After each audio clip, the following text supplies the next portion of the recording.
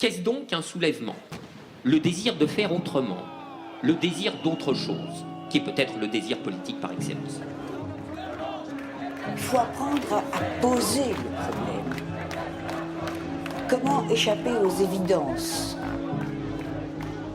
Penser la situation d'aujourd'hui non comme une espèce de progrès qui aurait mal tourné, mais comme hérité d'un désastre. Je pense qu'on ne perd pas ce désir de ne pas accepter, de rester capable de s'indigner, de voir que quelque chose qui est scandaleux doit être combattu. À part le fait que t'as besoin de thunes, sinon tu finiras clochard au fond d'un parc. Et ces gens-là, ils se retrouvent à Lazare, ils se retrouvent au Testé, ils se retrouvent dans les émeutes. After all, the mechanistic construction of capitalist patriarchy is what divided us and what desacralized the world. Avis de tempête, épisode 1, la métropole tentaculaire. Coucou! On s'est dit qu'on allait lancer une série d'épisodes sur la métropole, le processus de métropolisation, ses conséquences et les luttes qui s'y jouent. On parlera beaucoup de ce qu'il se passe en Île-de-France, parce qu'on est plutôt organisé à Paris. Dans de prochains épisodes, on se penchera sur les luttes actuelles contre la gentrification, la bétonisation de jardins ouvriers à Aubervilliers, de champs agricoles à Saclay, contre les Jeux Olympiques de 2024, etc. Mais dans ce premier épisode, on s'est dit que c'était important de se concentrer sur la métropole, la métropolisation, poser ces termes, voir ce qu'ils recoupent, les conséquences concrètes sur nos vies, et pourquoi on pense que les luttes écologistes ont intérêt de se saisir de ces enjeux et lutter contre ça.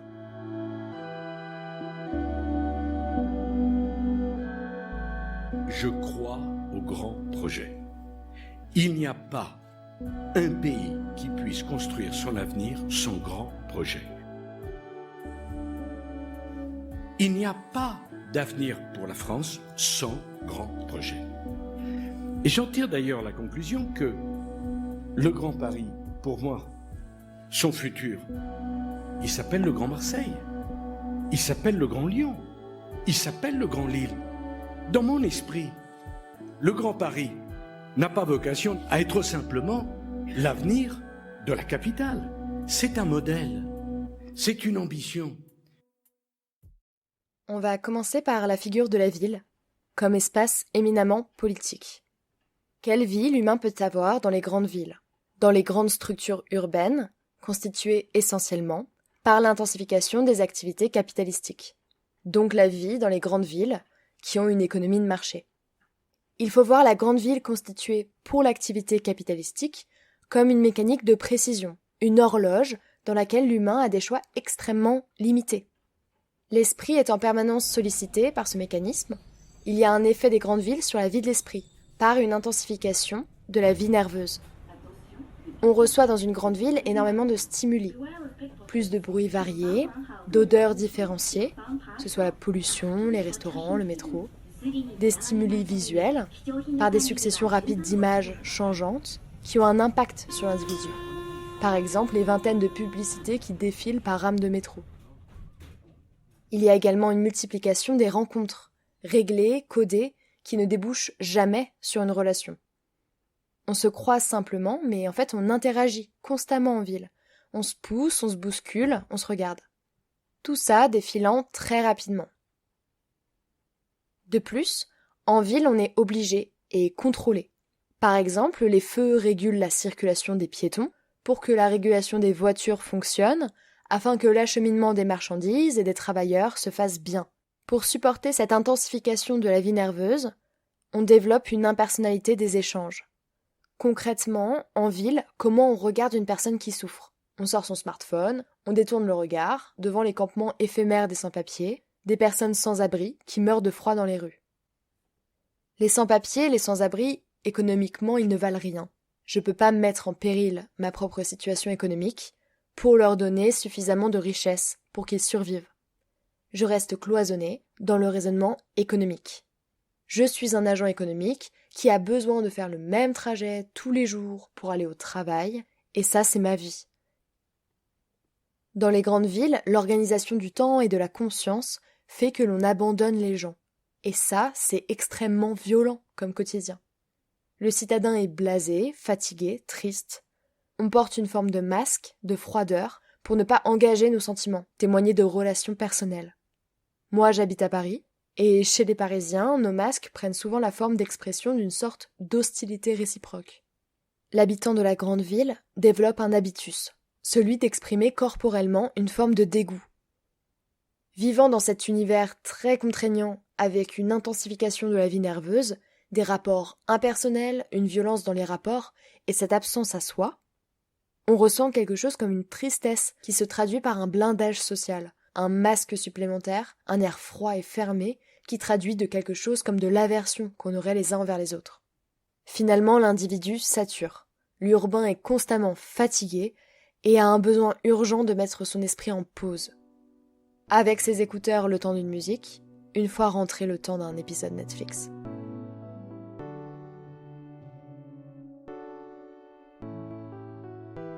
Par au-dessus passent les cabs, filent les roues, roulent les trains, volent les forts, jusqu'aux gares dressant tels des proues, immobiles, de mille en mille, un fronton d'or.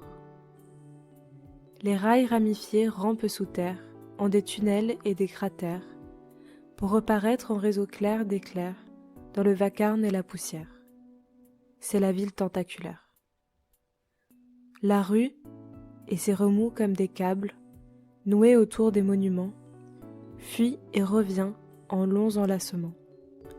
Et ces foules inextricables, les mains folles, les pas fiévreux, la haine aux yeux, happent des dents le temps qui les devance.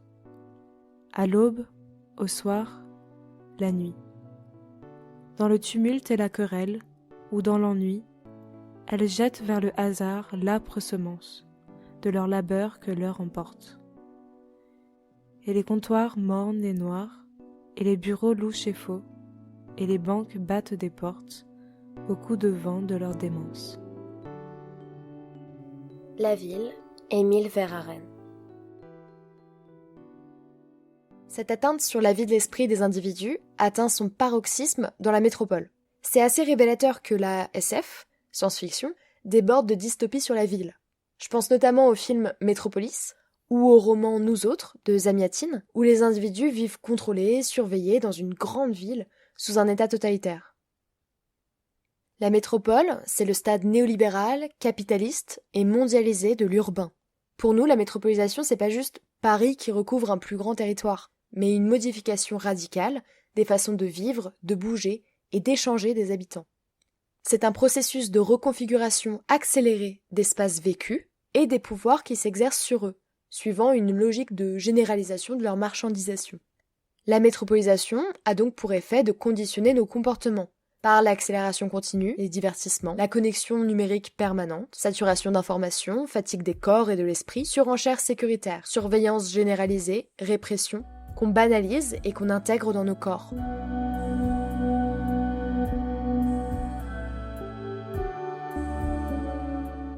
Soudain, la rumeur sourde et régulière de la circulation urbaine a été brisée par un branle-bas confus de pas, de voix, de cris, de bruits de métal et de verre. Le flot des voitures s'est arrêté, des attroupements se forment, la masse en mouvement grandit, des morceaux de toile, de papier, de bois parlent d'eux et de leur ville. En face, les éternelles têtes casquées, l'ordre au bout de la matraque, le pas cadencé, et bientôt la charge, la violence, le refus. Parfois le gaz, parfois le sang, parfois le claquement sourd d'une arme à feu. Toujours, sous ses formes diverses, le choc. Entre ceux qui parlent d'eux et ceux qui parlent de ceux qui donnent les ordres. Entre ceux qui veulent changer de vie et ceux qui veulent rétablir cette rumeur sourde d'une circulation régulière au rythme quotidien des choses qui se passent sans passer. Lutte urbaine, Manuel Castells.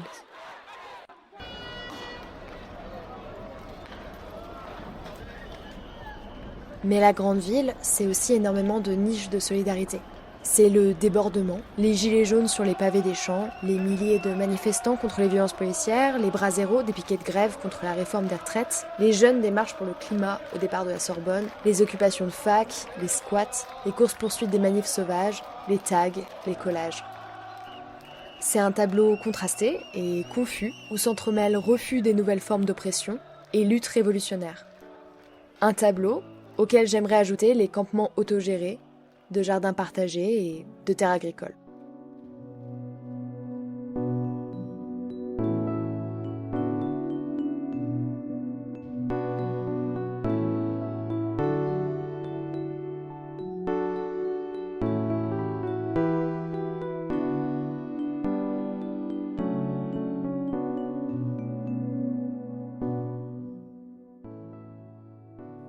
Parce que la majorité de la population mondiale est désormais urbaine, s'intéresser à la métropole, ça n'a rien d'hors sol.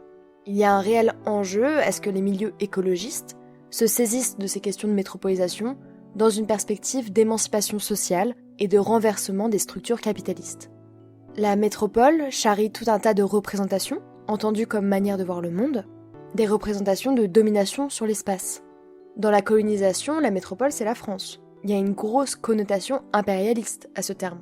C'est intéressant de voir comment aujourd'hui, plus du tout. Ils ont créé un nouvel imaginaire de la métropole, décorrélé de la question du colonialisme, pour davantage évoquer la Startup Nation et l'aménagement naturalisé. La façon dont les villes et l'aménagement urbain sont pensés a profondément évolué et s'organise de plus en plus autour de cette figure nouvelle qu'est la métropole. C'est un terme qu'on entend beaucoup, souvent sans le préciser. On parle de Grand Paris, de Grand Lyon, de Grand Reims. Il y a tout un discours et une mise en récit du territoire qui est à l'œuvre et est diffusée à travers un véritable marketing territorial. Mais concrètement, c'est quoi la métropole ? Toujours depuis l'Île-de-France, il y a une volonté ancienne d'agrandir la capitale. La volonté d'expansion spatiale de Paris, elle n'est pas du tout nouvelle. Au XIXe siècle, Napoléon III souhaite déjà que la capitale s'étende de Saint-Germain-en-Laye aux environs de Chelles. La ville-centre a progressivement étendu son emprise sur ses faubourgs afin de mieux asseoir son rayonnement. Depuis le XXe siècle, la ville s'est développée rapidement par zones successives d'habitat, d'industrie et d'activités qui se sont juxtaposées autour de grands axes de circulation rapide. Dans les années 1960, la région parisienne s'urbanise davantage sous le gouvernement gaulliste avec Paul Delouvrier, qui lui est chargé d'organiser le développement et la création des villes nouvelles autour de Paris. Finalement, Paris va devenir la métropole du Grand Paris. En fait, une idée émerge. La gouvernance de la ville de Paris ne serait pas adaptée à la mondialisation. Il faut mettre fin au millefeuille administratif de l'Île-de-France et à l'émiettement des communes. En France, il y a près de 35 000 communes, dont plus de 1200 en Île-de-France. Un des grands arguments pour réduire cet émiettement communal, c'est que 40% du nombre total des communes de l'ensemble des pays de l'UE sont regroupées en France. Mais en même temps, la commune, c'est un idéal politique révolutionnaire, c'est un symbole politique très fort. Donc c'est pas anodin qu'il y ait une volonté de réduire le nombre de communes en France. Depuis les années 1980, et surtout depuis le début des années 2000, un ensemble de réflexions est porté par des acteurs politiques, comme à la ville de Paris, dans les départements, à la région, sur la nécessité de faire des formes d'associations pour ne plus raisonner à l'échelle communale, strictement, mais à l'échelle de la zone dense autour de Paris. Récemment, il y a quand même des aménageurs qui voulaient que la métropole intègre tout l'estuaire de la Seine et aille jusqu'au Havre. Sans aller jusque-là, une conviction va s'installer, celle selon laquelle Paris ne pourra se projeter dans le futur sans aller au-delà de son périphérique. Ces discussions vont donner lieu à des évolutions juridiques, institutionnelles, et le projet Grand Paris est lancé avec la loi du Grand Paris du 3 juin 2010. Les métropoles françaises vont être créées suite à l'approbation d'une loi, la loi MAPTAM, Modernisation de l'action publique territoriale et d'affirmation des métropoles, de 2014. Aujourd'hui, en France, il y a 21 métropoles. C'est en fait un nouveau type d'intercommunalité. Finalement, la métropole du Grand Paris, elle est créée en 2016 et il s'agit d'une nouvelle interco qui réunit les arrondissements parisiens, les communes des 3 départements de Petite Couronne et 7 communes de Grande Couronne, soit près de 7,5 millions d'habitants. Tout ça pour dire qu'il y a une volonté dans l'aménagement urbain de rendre ça très techniciste, comme une science dure de l'ordre de la logistique urbaine, alors que les projets comme la création de la métropole, ce sont des projets politiques d'abord, qui ont ensuite été réglementés et inscrits dans des lois. La métropole, c'est donc une réalité administrative qui vient coller à une volonté politique ancienne d'agrandissement des villes.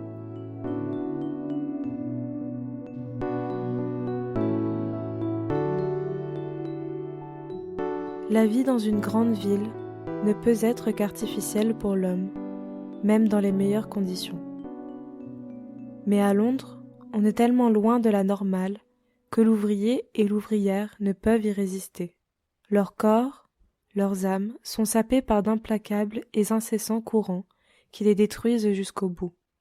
Leurs forces, tant physiques que morales, sont anéanties.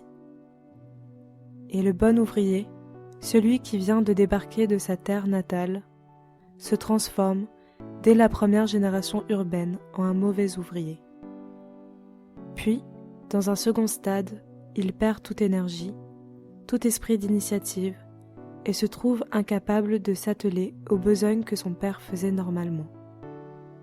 Il est mûr désormais pour prendre le chemin de l'abattoir au tréfonds de l'abîme.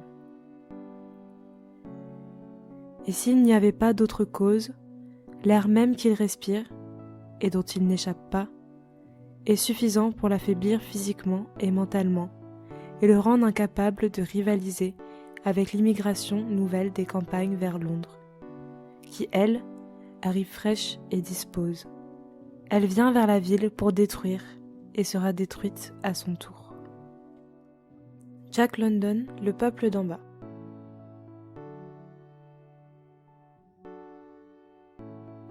Afin de croître et de grossir, la grande ville doit favoriser l'accélération des mouvements et des flux qu'elle polarise.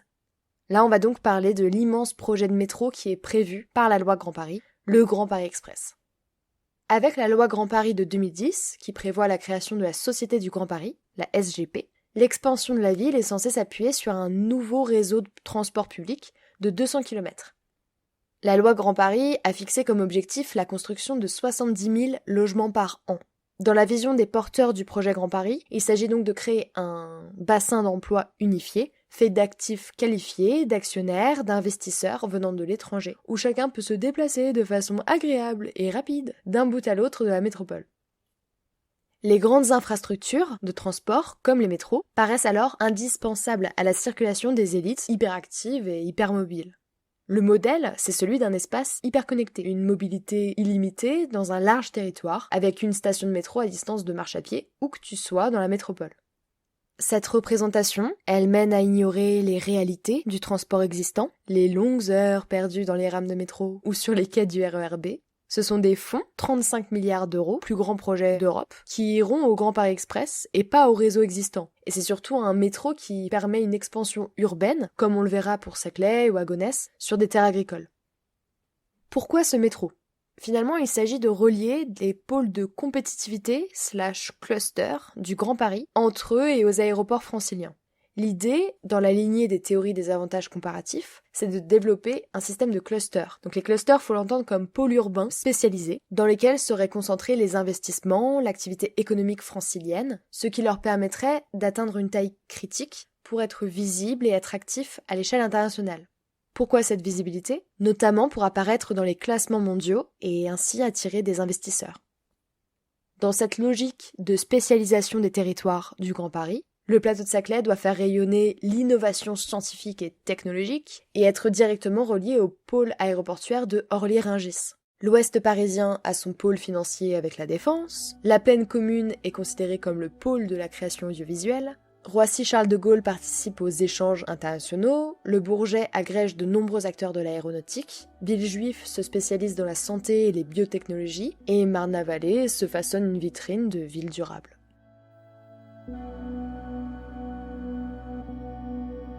D'abord, quand j'en parle la première fois en 2007, c'est parce que je suis frappé que grosso modo, depuis les années 60 et Paul Delouvrier, il n'y avait plus eu un seul véritable grand chantier structurant, non seulement à Paris, mais en région parisienne. Je pensais que c'était une erreur historique. Et toute personne qui voyage voyait Shanghai, Doha, Dubaï, voyait toutes les grandes capitales se transformer. Et chez nous, dans cette agglomération parisienne censée tirer le pays, il n'y avait rien. Puis la crise est arrivée, la première, la crise stratosphérique de 2008. Et là, au sortir de la crise, je me suis dit, soit on meurt tous, soit on réagit.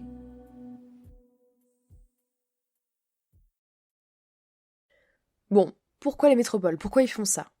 C'est important, je pense, de parler de représentation des porteurs du projet, notamment à Nicolas Sarkozy, à quoi pensait ce cher président, puisque la loi Grand Paris a été lancée pendant son mandat. La métropole, c'est une fiction néolibérale. Le postulat de départ, c'est que Paris serait en perte d'attractivité dans une compétition internationale entre les métropoles. Le constat est simple, dans une économie libérale, mondialisée, les territoires sont en concurrence. Et les promoteurs du projet Grand Paris, ou des JO 2024, estiment que Paris est confronté à une compétitivité croissante avec les autres métropoles, qui sont des territoires clés de cette compétition en ce qu'elles concentrent des actifs qualifiés, les capacités d'innovation et les fonctions à plus forte valeur ajoutée. L'émergence de nouvelles métropoles et d'investisseurs issus du Brésil, d'Inde, de Chine fait craindre un déclassement pour la capitale française. Cet argument motive les grandes villes à se placer dans les différents classements afin de rester, entre guillemets, dans la course. Et vous avez peut-être en tête le classement de Shanghai pour les universités, mais il y en a en fait énormément. La comparaison est systématique avec les autres métropoles. Paris, parce que c'était une petite capitale de 105 km², alors que Berlin en faisait 892 et Londres 1572, Paris, à cause de ça, aurait un poids amoindri dans la compétition. On nage en plein délire mégalo-patriarcal. Pour les néolibéraux, entrer dans la compétition est nécessaire et l'interventionnisme étatique, notamment en matière d'aménagement, est juste essentiel. J'aimerais donner une petite définition du néolibéralisme que nous donnent Dardot et Laval. Le néolibéralisme, d'après eux, c'est le produit d'une politique volontaire qui, contrairement à ce qu'on entend souvent, s'appuie activement sur l'appareil étatique et vise à transformer les manières de vivre, les normes, les institutions sociales et gouvernementales, afin de convertir l'ensemble des rapports sociaux à la compétition permanente, dans le domaine économique et plus globalement dans tous les pans de l'existence.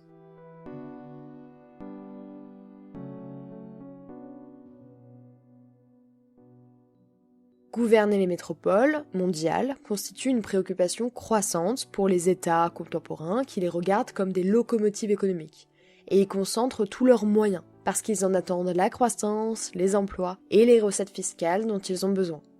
On entend constamment cette rhétorique de la locomotive. La région capitale, donc Paris, c'est la locomotive du pays et si elle va mal, c'est tout le pays qui en souffrira. On est en plein dans la théorie du ruissellement. Ici, des régions vont concentrer les capitaux, vont gagner de l'argent et vont le redistribuer aux personnes, aux autres régions qui n'en ont pas parce qu'elles sont sympas, et vont donc ruisseler sur le reste de la population. Le projet du Grand Paris est donc issu d'une double matrice idéologique, néolibérale et entrepreneuriale, ruissellement, spécialisation des territoires, qui considère la croissance économique comme la clé de la résolution de l'ensemble des problèmes de la métropole, mais aussi étatiste via des pratiques autoritaires d'aménagement, comme on le verra notamment en parlant des luttes. Donc, il y a cette représentation d'une perte de vitesse, de dynamisme et d'influence de Paris, donc au niveau de ses entreprises, mais aussi de sa diplomatie, de son prestige, à l'échelle de la planète. Moi, je savais pas, et je pense que tout le monde s'en fout, mais dans les hautes sphères politiques, qui chapeautent ces projets, il y a eu un événement marquant, l'échec de la capitale française face à Londres pour l'obtention des JO de 2012. Une candidature ratée qui a été vécue comme un moment assez grave. Ainsi, l'organisation des futurs JO 2024, c'est un projet politique de réaffirmation de la métropole. Paris est de nouveau dans la course, c'est le message envoyé aux investisseurs. Le projet, Grand Paris et des JO, est montré comme indispensable si Paris veut rester dans la compétition, continuer de jouer dans le concert des nations. On retrouve totalement le slogan thatchérien « There is no alternative ». Il n'y a pas d'alternative. Cette rhétorique, elle sous-tend tous les discours politiques français qui promeuvent le projet Grand Paris. Il y a une injonction à s'adapter, à accélérer les flux, qui a totalement investi le champ politique et qui est au cœur du projet de métropolisation. Il faut aller jusqu'à adapter notre espace, nos infrastructures, notre ville, ou disparaître. Il s'agit d'une sorte de darwinisme en politique qui inspire le néolibéralisme depuis sa création. Il n'y a pas de ville prospère, de pays prospère, de ville heureuse, de pays heureux, sans proposer à la population de se mobiliser autour d'un projet plus grand qu'eux-mêmes. Le Grand Paris, c'est une façon d'aimer la France. Si on aime notre pays, on a de l'ambition pour lui. Avoir de l'ambition pour le Grand Paris, c'est avoir de l'ambition pour la France.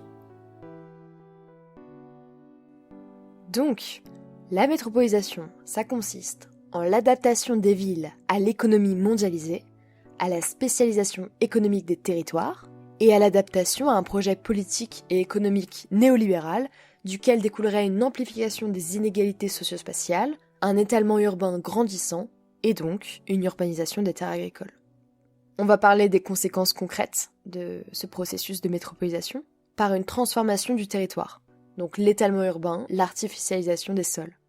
L'étalement urbain, ça désigne le redéploiement de logements et d'infrastructures à l'extérieur des grandes villes, et ça induit une urbanisation et une forte consommation foncière, donc de terres agricoles, de forêts, d'espaces non construits de manière générale. L'Île-de-France, c'est une des régions où l'artificialisation progresse le plus vite. Cette urbanisation continue des terres pose entre autres le problème de la résilience alimentaire. Depuis la crise sanitaire, qui a mis en lumière la vulnérabilité des espaces urbains, des villes, la forte dépendance à la grande distribution à Paris, l'enjeu de sécurité alimentaire est très présent aujourd'hui dans les esprits. L'Île-de-France concentre 21% de la population française et est bien éloignée de cette autosuffisance. Elle dépend des importations pour 98% de ses besoins alimentaires. Le projet de métro, Grand Paris Express, constitue un formidable accélérateur de l'étalement urbain en Île-de-France. Il est présenté comme une rocade autour de Paris, reliant les banlieues entre elles, à proximité de la zone dense parisienne. Or, les deux extensions envisagées dans la Grande Couronne sont celles desservant l'aéroport Roissy-Charles de Gaulle, la ligne 17 Nord qui passe sur le triangle de Gonesse, et celle traversant le plateau de Saclay, avec la ligne 18, qui relie Versailles à l'aéroport d'Orly. Il est à prévoir un développement urbain et une densification autour des gares du Grand Paris Express. Ainsi, la Grande Couronne se voit rattrapée par la densification urbaine. Cette extension, elle se traduit par une aggravation visible de l'étalement urbain et par un grignotage progressif des terres agricoles et forestières. Donc, la métropolisation, ça a des conséquences directes sur le vivant. L'accroissement de la pollution atmosphérique, l'étalement urbain galopant, l'artificialisation des sols. Ces conséquences, elles touchent les personnes les plus précaires. En effet, la question du souffle, elle est politique. Et on constate une surexposition aux pollutions dans les quartiers populaires. Une vulnérabilité accrue aux pollutions des personnes qui y habitent et une vulnérabilité accrue au dérèglement climatique. Une autre conséquence du phénomène de métropolisation, c'est la gentrification. Les grands projets, Grand Paris Express et JO 2024, permettent une relégation encore plus forte des classes populaires dans les périphéries de la métropole parisienne. Ces populations sont remplacées par des populations au capital économique plus important. Il s'ensuit une transformation matérielle, sociale et symbolique du territoire et un rejet des plus pauvres vers les périphéries. La métropolisation produit donc un phénomène d'exclusion sociale et de ségrégation spatiale par une surenchère en matière d'infrastructures de transport qui accroît la valeur immobilière des espaces desservis et entraîne une hausse des prix du logement inévitable et massive.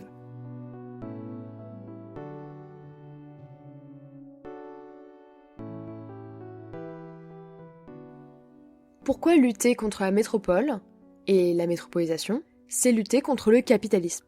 En d'autres termes, en quoi nos luttes écologistes sont anticapitalistes dans un contexte métropolitain. Des travaux récents dans le domaine de la géographie économique montrent très bien le lien entre l'urbanisation et le réinvestissement des surplus du capital. On va s'intéresser à la question de la spéculation foncière et immobilière, qui est la finalité non avouée de ces grands projets d'aménagement. Dans un contexte international de développement exponentiel du secteur financier spéculatif, qui cherche un exutoire lucratif à ses liquidités, l'immobilier, c'est un placement sûr et rentable. La création d'habitats denses et uniformes près des nouvelles gares du Grand Paris Express, c'est un projet immobilier lucratif pour les investisseurs privés qui ont pour intérêt d'assurer la rentabilité de leurs investissements en construisant des bureaux ou des logements denses. On assiste à une multiplication d'espaces qu'on pourrait appeler des non-lieux, des espaces aseptisés qu'on n'habite pas vraiment et dans lesquels l'individu est complètement anonyme. Et ça, c'est le projet métropolitain. Au sein du Grand Paris, il y a une volonté affichée de capter la plus-value locale induite par le projet Grand Paris Express. Concrètement, quand tu crées une gare, il y a une augmentation de la valeur des sols et donc de la rente foncière. Le phénomène de métropolisation, ça constitue une réponse aux crises internes du capitalisme.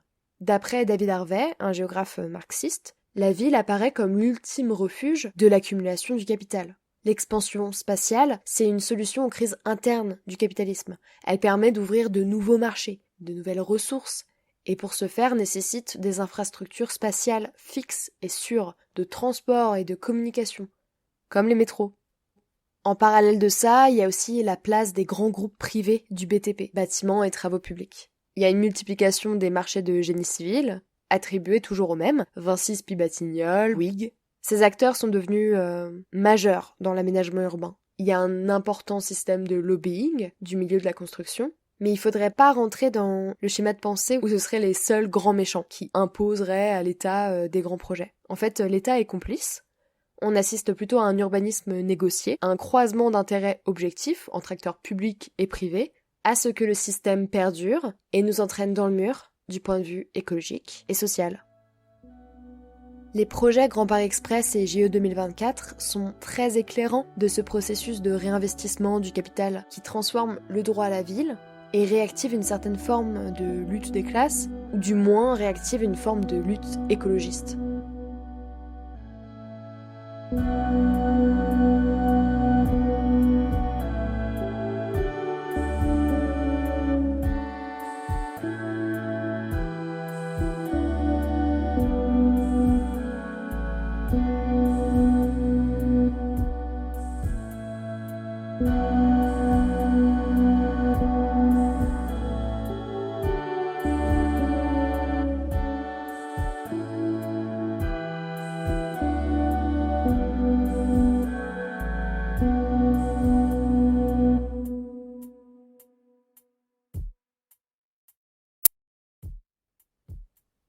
J'irais jusqu'à dire que la métropolisation constitue un potentiel unificateur des luttes en Île-de-France, voire en France.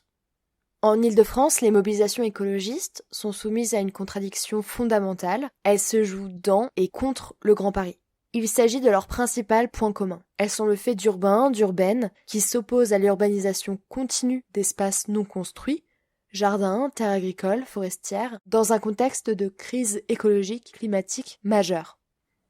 Ces luttes, elles prennent place sur les zones affectées par la grande restructuration urbaine induite par les projets économiques et politiques Grand Paris, des JO 2024. Les militantes, elles luttent contre la perception de ces espaces comme des potentiels à aménager et veulent les faire exister en tant que ce qu'ils sont déjà, un poumon vert, une réserve de biodiversité, des terres agricoles, un espace de balade, de rencontre.